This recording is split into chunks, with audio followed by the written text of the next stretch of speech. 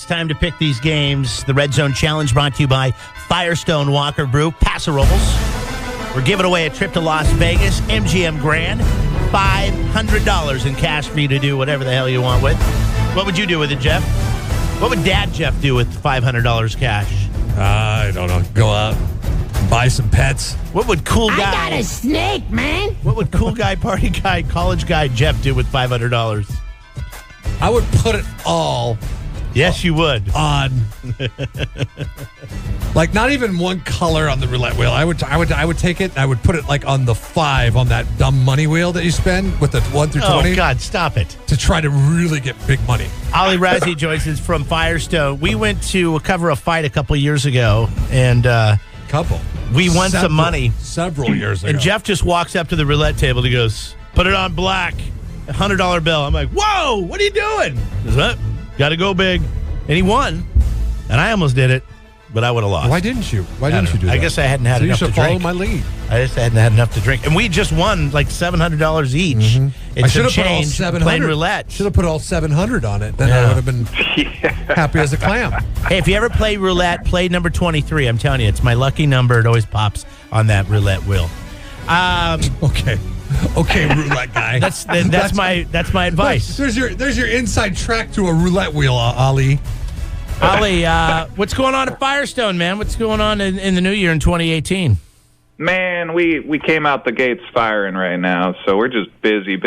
We're brewing away right now. Everything under the sun. We just did our first 24-ounce can run. We did it the last couple days here, and changing over the machine to do 24-ounce cans.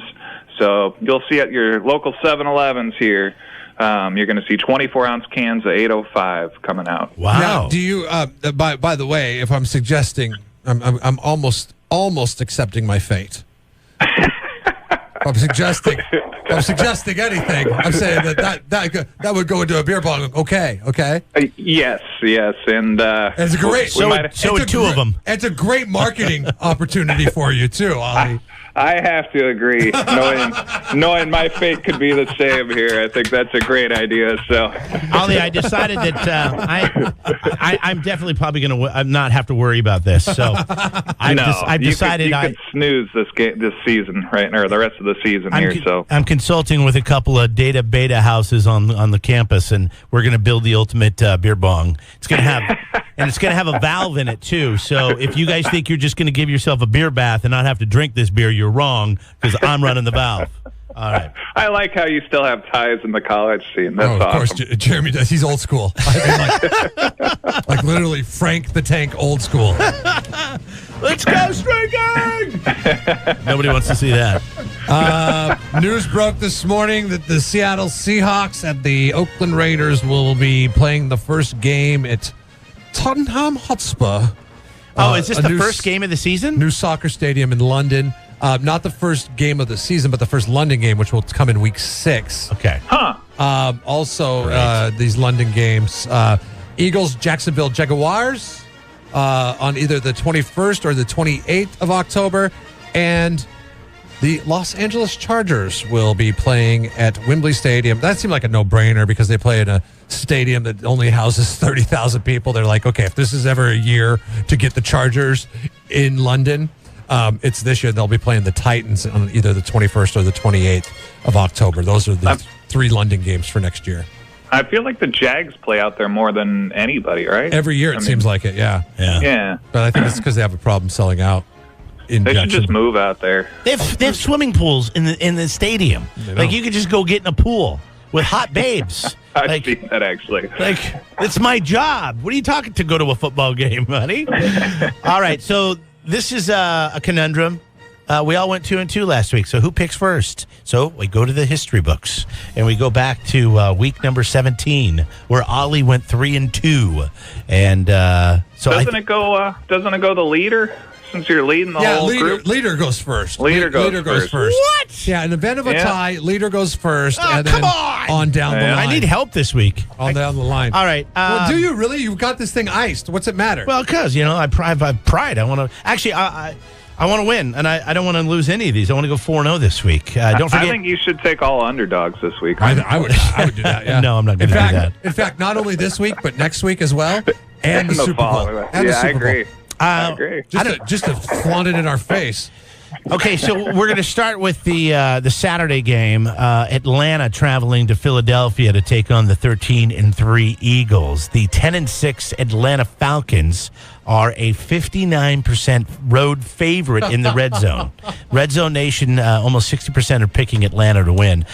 Listen, something's happened between the mid part of the season and now, and I obviously I learned my lesson last week when I picked against the Falcons. I'm going with the Falcons this week on the road, getting the win in Philadelphia. Am I going next year? I'm assuming I am. Yeah, you are. All right. Yeah. I will also take the Falcons. I will put a couple caveats in this. I will say I think this is the only game being played outside, and my assumption is it's going to be very cold. So it might be closer than people think. I do like Atlanta. I think Atlanta's finally starting to put all the pieces together, and watch out for the rest of the year here with Atlanta. They could be the upset story. All three games that are being played outside this weekend are all in the same region, being the Northeast. The coldest of the games is going to be the Steelers-Jaguars.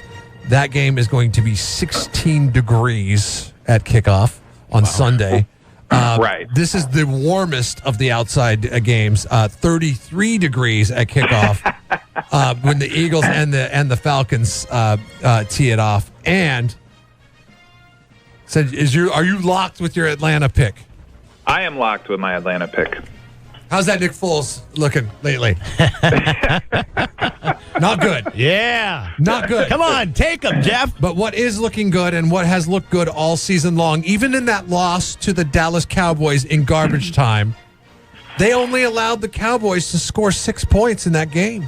Only 6 points in that game. So the defense is solid for the Philadelphia Eagles, except against the pass. And that's what scares me on this one, because you got Julio. You got Julio with the Atlanta Falcons, and Julio is a burner. But even if they give Julio everything and they are able to shut down everything else, the Atlanta Falcons have relied on Matt Bryant the last 2 weeks to win them football games. I don't think they're as hot as everybody thinks they are. Philadelphia Eagles continue and retain home field advantage in Going the out on a NFC limb. Championship. Oh. And I'm staying away from the hotness of the Atlanta Falcons, and I'm going with the time-tested and proven Philadelphia Eagles, even with Nick Foles at the helm. Do you have any gas pills at home? Like if you get bloated? Yes. Because you're going to need them when you drink 80 ounces of beer. I think the Philly fans should send you a Nick Foles jersey. I like that. If they win, I might buy one. Okay. Coming up next, Tennessee getting that big win for the program in the Titans last week moves them on to take on the New England Patriots, a 93% favorite in the red zone at Gillette Stadium. I don't. Yeah, come on. Who's not going with New England? Maybe Jeff? I don't know. I'm taking the Patriots, Ollie. I am also taking the Patriots. I think it's a 13.5-point spread at the moment. So I think after that ESPN article, Patriots are on their mission. They're going to kill him. Gronk's going to come out and kill him. I don't think Mariota's throwing a touchdown pass to himself That's this week. Kismet, so. okay? That means that's Mariota's year. He goes on and he wins the Super Bowl. I like this. But even though I think that's going to happen, I'm not going to bank on it. I'm going with the New England Patriots on this one. All right, not chancing it there.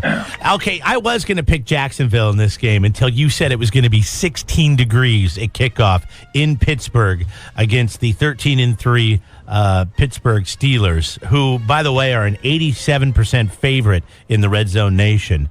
Jacksonville, I think they walk away from this one with a loss in the end of their season, which was a great season, a fantastic defense. But these boys are used to playing in Florida, okay? It's going to be cold. So I got to go with the Steelers. Again, this weekend's pretty notorious for the favorites winning. I would caution all the gamblers out there. It's a 7.5-point spread right now. I think Pittsburgh might come out a little flat, considering they really haven't played in the last few weeks. So it'll be interesting to see. I could see Bortles throwing a touchdown to himself in this game, but because somehow he can't throw it to anybody else. That's the 2017-2018 season, right? Exactly. He can't throw it to anyone else. He can only throw touchdown passes to himself, him and Mariota. It's something that the AFC South has going for it. Mm-hmm. Quarterbacks, beware out there, gamblers. Jake the Snake is going to strike again. I got a snake, man. Okay, so you're going with Pittsburgh, right? I am. I'm going with Pittsburgh. This will be a run-heavy game. Run-heavy script. With Antonio Brown probably going to play, but likely be a decoy because nobody really knows what kind of shape he is in. It's just not easy for quarterbacks to throw. If Jacksonville has a chance at winning this game, they're going to have to run, and they're going to have to run heavy, and they might even employ a committee to do so. They're going to commit to the run. And I think that the Steelers would be well served to do the same with Le'Veon Bell, but Jacksonville has been smothering this season with the defense, although as of late, they have shown the chinks in the armor. I'm trying to talk myself into Jacksonville on this one. I think you should do it. Yeah. I think you should take Jacksonville. I think you should too. I'm telling you what, the next game is the one I would risk it on. I wouldn't risk it on this one. But I'm gonna go with the home team because I think that Pittsburgh is one of those 3 or 4 stadiums in the National Football League where the home team has a clear advantage. Even though they were waxed by Jacksonville earlier this season, I think the two teams are different right now. All right, that's the only piece of free advice I'm giving you the rest of the season. We're doing the Red Zone picks. We got Ollie on, Ollie Razzie from Firestone Walker, the official sponsor of the Red Zone Challenge, KZOZ.com, giving away $25 to Bon Tom's Creole Cafe just for being the top points getter this week for picking 4 games. You could win that. Of course, the trip to Vegas for whoever gets the top points getter throughout the entire season. All right, final matchup here. The Saints traveling to Minnesota to take on the Vikings. This one's a close matchup in the Red Zone Nation. Minnesota at home is the favorite. 56% of the Red Zone Nation is picking Minnesota to win that game. That's close, though. But I like the Saints. I like Drew Brees. I like Kamara. What's his name? Kamara? Alvin Kamara. Kamara. I like what New Orleans is doing. I see New Orleans going very far this year. So I like the Saints in this one, Ollie. Alvin Bitchin Kamara, because I like the Saints with the points, but I don't necessarily know if they're going to win this game. I'm betting on the Saints with the points. It's 3.5 right now. However, there is something to be said about the storyline of Minnesota playing in Minnesota, being the first team ever to make the Super Bowl and play in their own stadium. I've been kind of going against Minnesota all year, and I'm not going to do it this time. It was good to see, even though I had Breeze in my fantasy football league, he had a 75-yard touchdown pass to Ted Ginn Jr. last week, where I was like, why didn't he do that all season? But I am going to take Minnesota. I am going to take Minnesota this week. Here's a chance for you, Jeff, to make up some ground here. No, I actually I was committed to Minnesota early on in this one, and I'm with you on this one. I like the narrative. I like the whole mystique. I'm playing for the tie because if we could get the tie going into championship weekend, then some things could shake down, and the matchups are going to be closer theoretically. And then Super Bowl, we have to pick scores for the tiebreaker. And all the rest of the scores between the Patriots and the Minnesota Vikings. All right, Ollie. We'll talk to you next week. We'll see how much closer Jeff is to going to 80 ounces in hell. This is how you make a Super Bowl intriguing, by the way, against the New England Patriots. You have to give the opponent absolute home field advantage. Now, not to harp on this, but since it's going to be one of you two, I think we definitely need to do this on Facebook. There needs to be video of this. Yeah. Facebook Live, at least. I don't know if we can do it during the show or not. And then Ollie, you got to figure out. You have a wife, a family. Make preparations, Uber. and that day could be very tough. Do I not have a wife and family? Yeah, but you're already making plans. I'm not worried about you. I got to keep my wife and family too if we're going over to the You've already dumped Ali the loser in this, I see. No, I'm just saying, gentlemen, please be prepared. It's better to be prepared, because preparing to prepare is preparing to fail. Jeff and Jeremy in the morning.